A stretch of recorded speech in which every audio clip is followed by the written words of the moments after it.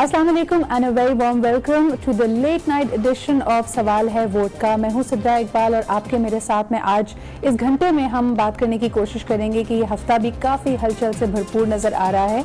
Election का मौसम है लेकिन साथ ही साथ एहतसाब का मौसम भी नज़र आ रहा है, क्योंकि बड़ी खबर ये है कि आज हमने देखा कि बहुत ही बर्क रफ्तारी के साथ पहले एक तहरीरी फैसला आता है और उसके बाद फौरी तौर पर उस पर अमल दरामद करके पीपल्स पार्टी की आला क़यादत के नाम ECL में डाले जाते हैं। इसमें जरदारी साहब का नाम आ रहा है, फरियाल तारपुर साहिबा का नाम आ रहा है। ये है आज की बड़ी खबर और इसी हवाले से हम पहले गुफ्तगू का आगाज़ करना चाहेंगे। आज हमारे साथ मौजूद हैं हमारे कराची ब्यूरो के हेड जनाब रफत सईद साहब इन द कराची स्टूडियोज़। हमें ज्वाइन कर रहे हैं अनवार हाशमी साहब और तारिक चौधरी साहब लाहौर और इस्लामाबाद से रिस्पेक्टिवली। आप तीनों को मैं वेलकम कहना चाहूँगी। वक्त कम, मुकाबला सख्त। तो सबसे पहले रफत साहब अगर आप ही से शुरुआत की जाए, ये आनन फानन डेवलपमेंट देखी गई है 35 अरब रुपए की बदउनवानी के हवाले से, मनी लॉन्ड्रिंग के हवाले से, इसका क्या असर आप पाकिस्तान पीपल्स पार्टी की इंतखाबी मुहिम पे देख रहे हैं? देखिए, इंतखाबी मुहिम पे तो ज़रूर इसका असर पड़ेगा, लेकिन ये मामला कोई आज का नहीं है। ख़ासे अरसे से FIA तहकीकात कर रही थी और 3 साल से तो ये मामला बड़ा पेंडिंग में था और इसे आगे नहीं बढ़ रही थी। तो अच्छी खासी FIA इस पर काम कर चुकी थी, लेकिन मौका नहीं मिल रहा था क्योंकि मुल्क की जिस तरह की सूरत हाल थी, जो सियासी सूरत हाल थी, उस हवाले से। लेकिन अब मौका मिला जब मियां नवाज शरीफ के ख़िलाफ़ कार्रवाई हुई, फैसला आया, तो उसके बाद ये सोचा गया कि अब बिला तखसीस एहतसाब, तो उसमें जो है फौरी तौर से इसी केस को आगे ले जाया गया। DG FIA जिनके हवाले से पाकिस्तान पीपल्स पार्टी तहफ़्फ़ुज़ात का इजहार कर रही है, मगर उनकी जानिब से कहा गया है कि वो एक मुनसिफाना तरीके से इस तहक़ीक़ात को लेकर आगे बढ़े हैं और उसमें फरियाल तालपुर और आसिफ अली जरदारी साहब का नाम सामने आया है। 35 अरब रुपए का मामला है। और फिर एक इसमें एक नुमाया बात जो उनकी इब्तदाई तफ्तीश और तहक़ीक़ में सामने आई, वो ये आई है कि जब एक 13-14 हज़ार रुपये तनख्वाह लेने वाले शख्स के अकाउंट में 14 अरब रुपए होंगे तो यकीनन उससे पूछा जाएगा कि ये रकम कहाँ से आई। लेकिन बात यहाँ पे ये भी की जा रही है कि 29 अकाउंट्स हैं, अक्सर जाली अकाउंट्स हैं, लोगों को पता ही नहीं है कि ये काम कैसे बने। कुछ इसमें जो कार्रवाई की गई है, पेपर वर्क किया हुआ है और ये खासा पुराना केस है जैसा कि आप खुद बता रहे हैं। इसमें एक चीज़ की तरफ अनवार साहब मैं आना चाहूँगी, जिसमें आपके तरफ ये सवाल लाना चाहूँगी कि जो कार्रवाई बताई गई है, जिस तरह बैक एंड फोर्थ हुआ between the chief justice and the DG FIA, तो उसमें बड़ा क्लियरली कहा गया कि इन लोगों पे हाथ डालने के लिए आपको हमारी ज़रूरत पड़ेगी। तभी ये ECL की भी बात हुई। फिर अब पनामा केस जैसी JIT की बात की जा रही है कि NAP को और FIA को मिला के ऐसी JIT तरतीब दी जाए। इसका क्या असर आप इंतखाबी मुहिम पे पड़ता हुआ देख रहे हैं? देखिए, बिल्कुल वाज़ेह बात है कि ऐसे केसेस यकीनन इंतखाबी नताइज पे भी असरअंदाज होंगे, इंतखाबी मुहिम पे भी असरअंदाज होंगे। 60 दिन के लिए जब इलेक्शन कमीशन बनता है तो इसका मतलब है कि जिस तरह तरक्याती काम किसी हलके में इजाज़त नहीं दी जाती थी ज़िमनी इलेक्शन में, इसी तरह या तो ये काम पहले कर लिया जाना चाहिए था या 60 डेज़ के बाद। इसका मतलब है कि आपने एक स्टैंप लगा दी कि नून लीग के कायदीन को सज़ा हो गई है और पीपल्स पार्टी के कायदीन को अदालतों के करीब लाया जा रहा है। आदाद शुमार भी बता दिए गए हैं कि इतने अरब की करप्शन अभी सामने आई है, मजीद इंकशाफ की तवक्को है। यकीनन पूरी कौम का मुतालबा है कि एहतसाब होना चाहिए, लेकिन इससे यकीनन जो है एक असर पड़ेगा, वो पूरी एक ओवरऑल फिजा पे भी असर पड़ेगा। और इस प्रोसेस की टाइमिंग जो है, जितने भी लोग हैं या वोटर्स हैं वो इसको बिल्कुल गलत करार दे रहे हैं। तारिक साहब, आप क्या कहेंगे? कुछ अरसे पहले भी वैसे तो हम देख रहे हैं कि पिछले 10-12 रोज से जरदारी साहब कहीं मंजर आम पे हमें उस तरह पॉलिटिकली एक्टिव नज़र नहीं आ रहे, इंतखाबी मुहिम चलाते हुए नज़र नहीं आ रहे। लेकिन लियारी में जो सिनेरियो डेवलप हुआ था कि बिलावल के काफिले पे पथराव हुआ, उसके बाद हमने ज़रूर ये बयान उनकी तरफ से देखा कि हम जियालों को पुरसुकून रहने की, पुरअमन रहने की तलकीन करना चाहते हैं। अब ये जो नई डेवलपमेंट हुई है, इस वक्त ऐसा लगता है कि पीपल्स पार्टी की आला क़यादत सर जोड़ के बैठी हुई है, जानना चाहती है कुछ। इस वक्त मेरे ख्याल में एनालिसिस करिए कि अब नेक्स्ट स्टेप क्या होगा। आपकी क्या फोरकास्ट है कि अब उनके नेक्स्ट स्टेप्स क्या हो सकते हैं? तो बड़ा एक अहम इजलास बुलाया है कल लाहौर में, जिसके लिए बिलावल आज शाम शुजाबाद जलसा करके वो लाहौर पहुंचे और कल वो इस इजलास की सदारत करेंगे। जो इंतखाबी मुहिम है वो तो बिलावल चला रहे हैं और बड़ी अच्छी मुहिम चला रहे हैं। सिंध के बाद जनूबी पंजाब का रिस्पांस है बड़ा अनप्रेसिडेंटेड है, जिसकी तो मैं भी नहीं कर रहा था। हमारा यह ख्याल था कि पाकिस्तान पीपल्स पार्टी पंजाब में बहुत डाउन हो गई है और शायद उसको वो रिस्पांस ना मिले, लेकिन अब तक जहाँ जहाँ वो पहुँचे हैं वो बिल्कुल उनका रिस्पांस अनप्रेसिडेंटेड है। अगले मरहले में वो 12 जुलाई से जा रहे हैं केपी में, मालाकंड में, केपी में, शावर में और DI खां में।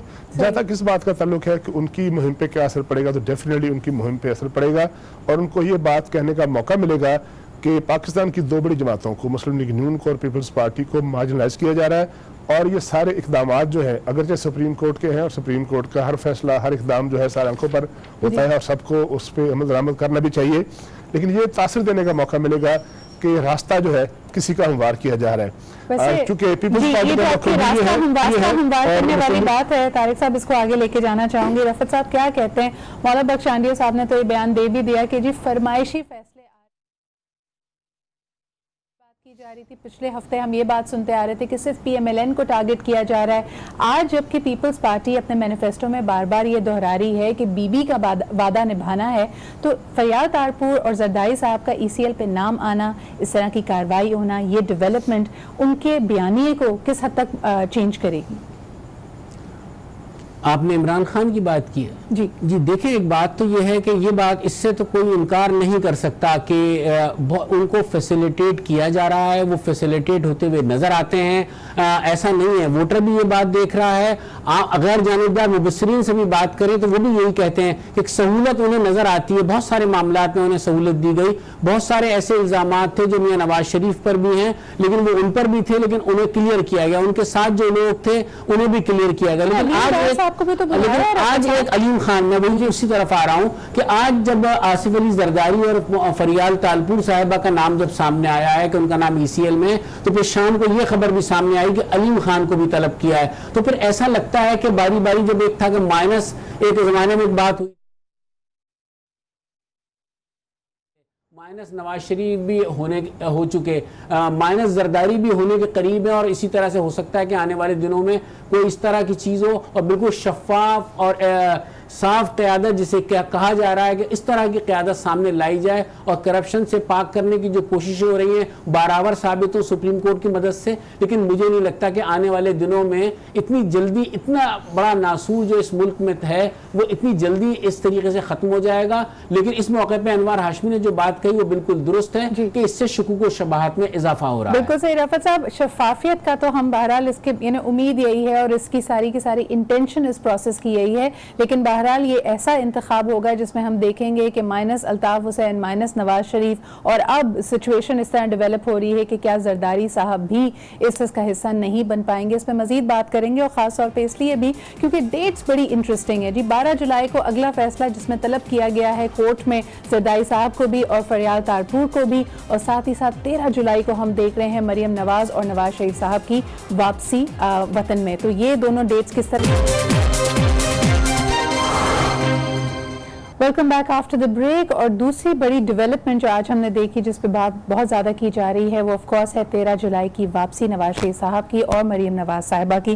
फरहान बुखारी साहब, इसकी डेवलपमेंट आप कैसे देखते हैं? क्योंकि उसमें भी एक जो बड़ी खबर ये रही है कि पहले ये बात की जा रही थी कि शानदार इस्तकबाल होगा, बहुत सारे कारकुनान वहाँ पर पहुँचेंगे उनकी आमद पर, उनको लेने के लिए, उनको इस्तकबाल करने के लिए। लेकिन अब तजवीज़ ये पेश की गई है कि हेलीकॉप्टर से ही उनको अडियाला जेल मुंतकिल किया जाएगा और शायद लाहौर एयरपोर्ट से वो बाहर भी ना निकल पाएं। इस डेवलपमेंट को आप कैसे देखते हैं? लाहौर आने का मकसद तो यही है कि लाहौर नवाज शरीफ का सियासी गढ़ है और यहीं से उन्होंने अपनी 30 साल से ज़्यादा अरसा हो गया जब अपनी सियासत की इब्तिदा की थी जी। इस सूरत हाल में उन्हें लाहौर आने का जो फैसला है ये उनके लिए एक बड़ी एक एक्सट्रीम डिसीशन है और बहुत इम्पॉर्टेंट डिसीशन है। इसके नतीजे में ये अगर कहा जाए कि या दाएं या बाएं उनकी गाड़ी जा सकती है सियासत में, तो ये मेरे ख्याल में बजा होगा। और जुमे के दिन गो के लोकल एडमिनिस्ट्रेशन की कोशिश ये होगी कि एयरपोर्ट के आसपास बहुत ज़्यादा लोग इकट्ठे ना हों, लेकिन इतलात ये हैं कि जो जिस फ्लाइट पे वो अबू धाबी से आ रहे हैं उसमें भी एक बड़ी तादाद में लोग मौजूद होंगे। आगे क्या होता है ये हमने भी खबरें सुनी हैं कि जी हेलीकॉप्टर के जरिए उन्हें अडयाला जेल ले जाया जाएगा, यानी रावलपिंडी इस्लामाबाद ले जाएंगे, या ये कि जहाज पे ले जाएंगे। ये तरह तरह की बातें हो रही हैं। हमने ये भी सुना है कि हो सकता है कि रायबंड में जहाँ पे उनका रेजिडेंस है वो उसे सब जेल डिक्लेयर करके वहाँ पे ले जाएं। लेकिन देखिए अभी तो जुमे में 3 दिन बाकी हैं और क्या इस दौरान में उनके वकला हाई कोर्ट में कोई अपील दायर करेंगे, उसका नतीजा क्या निकलेगा, ये सब के सब वो सवाल हैं जो कि लोग पूछ रहे हैं। बड़ी बेयकीनी की कैफियत है। बेयकीनी के साथ साथ फरहान साहब अगर ये कहा जाए कि एक जो मोमेंटम नजर आता है किसी भी इलेक्शन का वो इस वक्त तक मिसिंग है, और अब ये 2 बड़ी जमातों के साथ इस तरह की कार्रवाई, तारिक साहब आप कैसे देखते हैं कि क्या आपको लगता है कि इस पूरे हफ्ते में जो इंतखाबी मुहिम है मुख्तलिफ जमातों की वो और जोर पकड़ेगी? क्या वो लोगों को बैलेट बॉक्सेस तक ला पाएंगे या इसी तरह की बेयकीनी बरकरार रहेगी? देखिए जो कल शो हुआ है जी, मुझे लगता है कि 2 बजे से लेकर शाम 7 बजे तक जी तारिक साहब जी शो था, उससे तो लगता है कि मोमेंटम बढ़ेगा। कैप्टन सफदर एक MNA है और ज्यादा से ज्यादा उनकी क़राबतदारी है नवाज खानदान से, लेकिन जब वो 2 बजे आए और उसके बाद शाम 6 बजे तक उन्होंने माहौल को गरमाया और पिंडी का जो मरी रोड था उनके तसल्लुत में था और उनके कंट्रोल में था, और उसके बाद जो रिएक्शन आया है जिस तरह से आज 200-300 बंदों पर FIR दर्ज हुई है, MLAs के कैंडिडेट पर, सेनेटरों पर, वर्करों पर, उससे तो लगता है कि ये मोमेंटम बढ़ेगा। लेकिन जहां तक लाहौर का ताल्लुक है, मैं 2 वाकयात जल्दी बताऊंगा। 14 अप्रैल 2005 को आसिफ जरदारी दुबई से आए थे, हम उस जहाज में मौजूद थे, उनको बाहर नहीं आने दिया गया था, उनको गिरफ्तार कर लिया गया था और उसके बाद कुछ दिन बाद वापस भेज दिया गया था। और मीडिया पर्सन के साथ जो वहाँ दुर्गत बनी थी वो मुझे याद है, बहुत से सीनियर लोगों को याद होगी। फिर जब वो लंदन से तशरीफ लाए थे तब भी हम साथ थे। उस वक्त भी मुस्लिम लीग नून का कोई कारकुन इस्लामाबाद एयरपोर्ट पर नहीं पहुंचने दिया गया था, बड़ी सख्ती से बैरिकेड्स लगाए गए थे और नवाज शरीफ को वहां से गिरफ्तार करके दोबारा जद्दा भिजवा दिया गया था। इस बात का तो कोई चांस नहीं है कि वो जहाज से बाहर आएंगे, उनको गिरफ्तार कर लिया जाएगा, उनको वहां से अडयाला भी लाया जा सकता है। एक बात की मैं तस्दीक करूंगा फरहान बुखारी साहब की कि इस बात पे ज़ेरे गौर है कि किसी घर को रायबंड भी हो सकता है और कोई और घर भी हो सकता है, उसको सब जेल करार दे दिया जाए। जी बिल्कुल जी हाँ जी तारिक साहब, आपकी इस बात को अगर मैं आगे लेके चलूं अनवार साहब, आप पेशेंट गोइयां बहुत सारी हो रही हैं, आपने जिस तरह कहा कि ये फोरकास्ट हैं, ये पॉसिबिलिटीज हैं, लेकिन एक फोरकास्ट आज हमने फिर देखा कि इमरान खान साहब ने अपने जलसे में दोबारा की, उन्होंने कहा कि जी इन पे अगर ये दोनों पॉलिटिकल जमातों पे ज्यादा प्रेशर डाला जाए तो इनकी आइडियोलॉजीज एक जैसी, इनके मफादात एक जैसे हैं, तो अगर ये मिल बैठती हैं तो क्या आपको लगता है कि एक पॉसिबिलिटी ये हो सकती है कि they might pull out of the elections? यानी 2 सवालात बनते हैं ना जी, एक तो कहा जाता है कि शायद इलेक्शंस मुलतवी हो जाएं या फिर ये दोनों जमातें उसका बॉयकॉट कर लें या उससे पुल आउट कर लें, दोनों में से कोई पॉसिबिलिटी आप देखते हैं? देखिए मुलतवी होने के बारे में तो वैसे ही कोई ख़ास तबसरा जो है उसको ममनूए करार दिया जाता है, वरना बहुत मशहूर राइटर थे उन्होंने लिखा था कि पाकिस्तानी अफवाहों की सबसे बड़ी खराबी ये है कि ये सच निकलती हैं। अच्छा। अब दूसरी बात ये है कि आसिफ अली जरदारी और नवाज शरीफ किसी भी आम हालात में हरगिज नहीं चाहेंगे कि इलेक्शन का बाइकाट हो। वो किसी ना किसी सूरत जो है आइंदा के लिए जो सियासी जंग लड़ेंगे या अपनी कानूनी और आईनी जंग लड़ेंगे कि अपने केसेस के लिए भी, उसके लिए उनके बंदों का असेंबलियों में किसी ना किसी शक्ल में होना जरूरी है। और उन्होंने हमेशा ये कहा भी है कि बहुत सारे मुश्किल इलेक्शंस और बहुत सारे मुश्किल अदवार में भी उन्होंने बॉयकॉट नहीं किया। हमारे पास बहुत कम टाइम है, 10 सेकंड में रफत साहब, क्या आप भी देखते हैं कि कोई इलेक्शंस में बॉयकॉट, पुल आउट, इल्तिवा, एनीथिंग दैट यू सी? देखिए वक्ती तौर से जमूत का शिकार है। अगर आप कराची शहर को देखें, सिंध को देखें तो एक्टिविटी रुक गई है, सारा फोकस पंजाब पर है, मियां नवाज शरीफ पर है। उस तरह तो आप कह सकते हैं कि फिलहाल बेयकीनी कैफियत है। अब ये इस बेयकीनी कैफियत से यकीन 13 तारीख के बाद लोग बाहर आएंगे तो अपनी कंपेन को भी तेज करेंगे, अपने मामलात को भी आगे लेके चलेंगे। फिलहाल नजर नहीं आता इस कस्म की कोई चीज हो सके। एक साथ इसके एक बात मैं कहूँगा कि जो कुछ लंदन में हुआ उस पर भी वो भी काबिल कबूल नहीं है। आज दिन भर ये तबसरे होते रहे, जो कुछ वहां पर किया गया है, उससे अपनी ताल्लुकी लेकिन वो चीजें देखें, लोगों ने एक वक्त था कि